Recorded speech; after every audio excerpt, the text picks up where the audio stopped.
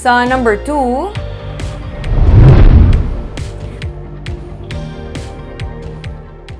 bago nga travel guidelines ang nalakip sa executive order ni Negros Occidental Governor Eugenio Jose Lacson.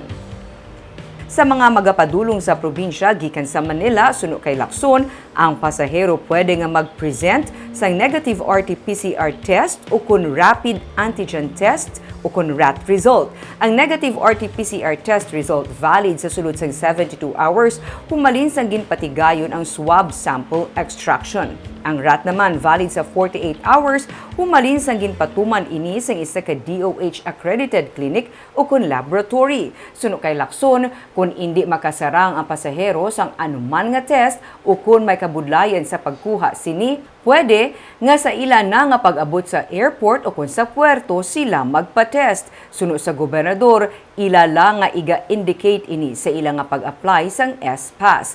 Libre nga paidalom sila sang probinsya sa RAT sa ila nga pag-abot.